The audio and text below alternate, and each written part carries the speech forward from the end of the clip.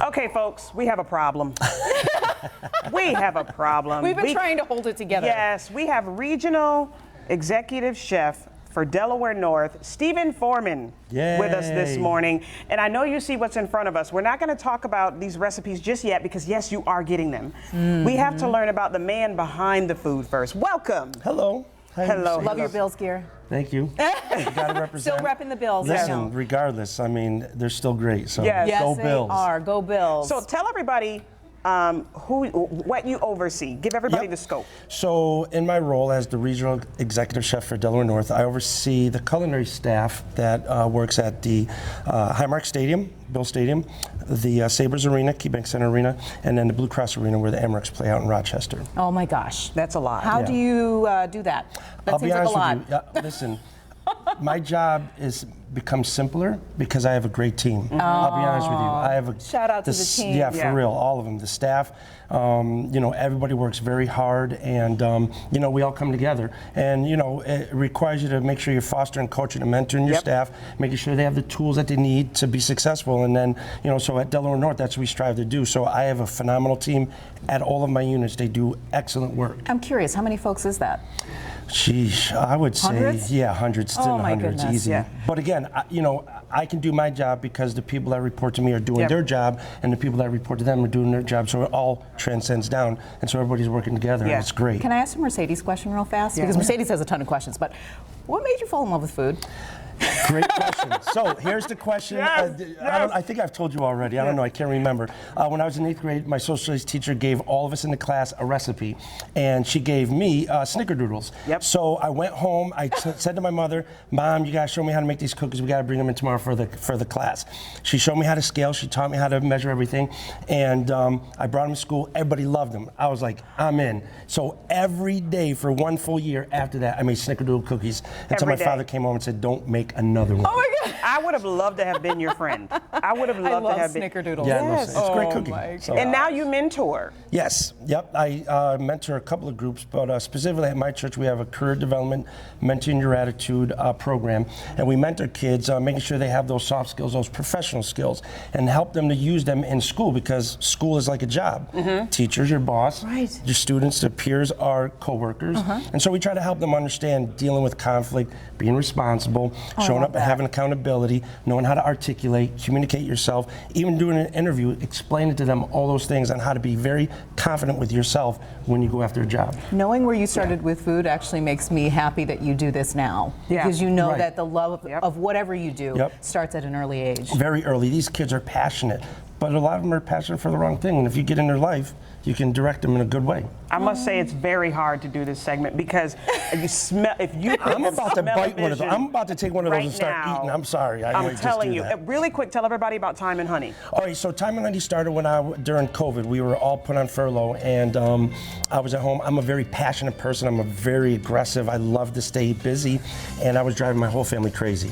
And my wife said, "You better do something with yourself before I throw you out the house." So I said, "Babe, let's go downstairs. Let's do get in the kitchen, videotape me doing something, you know, cooking. I'll do it live on Facebook." So I did it. All of my friends were like, "Oh my God, that was awesome. That was great." And so I started doing them every Thursday. Next thing you know, I just created a company called Time and Honey. Oh, look at that. Yes. And we're going to be talking more about that and this food in just a bit. We're just going to take a quick break, but we will be right back, so don't go anywhere. You're watching AM Buffalo. I'm so ready to eat this food.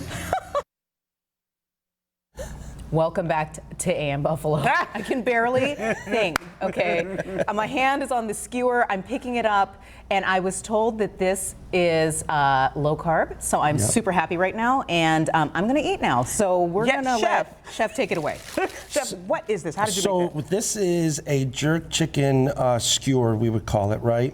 With a grilled pineapple relish. You really need the pineapple relish on that. Pineapple relish. Yeah, just grab some? Yeah, just grab some. I guarantee I'm not. So what I did was I marinated the chicken breast in a coconut milk and ginger marinade, and I marinated it for about maybe 10 hours. Get in tight on this?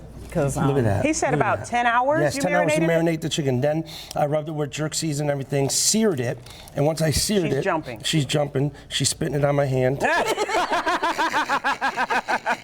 It means I love it. It means I love it. I love it.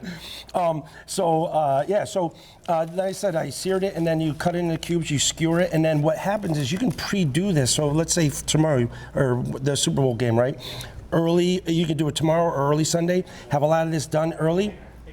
Then you're ready to serve your guests. You put it on your platter, send it out there, let everybody enjoy it while they're watching the game. Really May quick. I say something? I'm sorry. Yeah. This has a little bit of a kick. It is slightly sweet, very savory. All of it together. Tender. I can't even tell you enough about how delicious this is. I'm so sorry that you're not. I'm very happy for you. I was going to say, Emily, I'm very happy for you, but we need to get to the sliders. So really Stay over quick, here. can you tell us in 10 seconds how you did the salsa? Yep, so grill the pineapple, let it cool, dice it up, diced red peppers, diced red onion.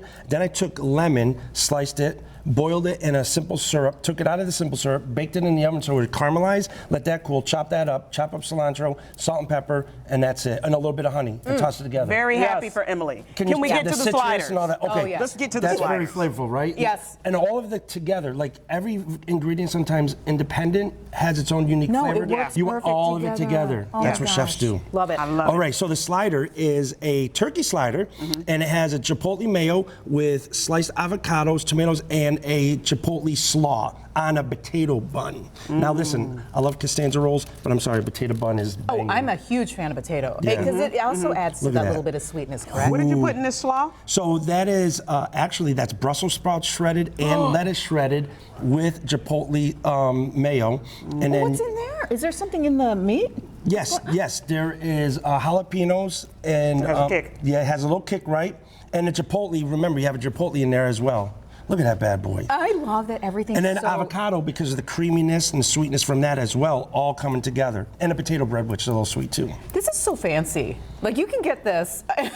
I can't believe that you can get this. It's so easy to eat, but you can get this. Simple, easy to handle, and especially during a game day, right? Yeah. Everybody's going to want to be able to have a drink in one hand or their food in the other hand, sit there and enjoy the game, watch it. So the mix is ground turkey, which I use a lot of turkey because a lot of my friends and family, they don't do pork or beef.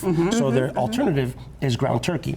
Then I season it, like I said, with jalapenos, red peppers, onions, salt and pepper, make it in patty, sear them. Then all you do is, what you can do is just stop there, and then the next day when you're ready to serve your guests, put it in the oven, take it out, assemble it with sliced avocados, you got your chipotle mayo, toss it in a little slaw, put it on top, combine it together, bam, you're ready. Now, you made it sound so super easy. simple. Where can folks reach you to get this recipe? It sounded so easy. Buy a season ticket at the Bill Stadium for next year. Nice. Where can we And then find you you? can find me in the clubs, you can find me in Oh my concessions, God. you can find me everywhere at the stadium or at the arena. Socials. as Tell them well. about socials. Yeah. My socials.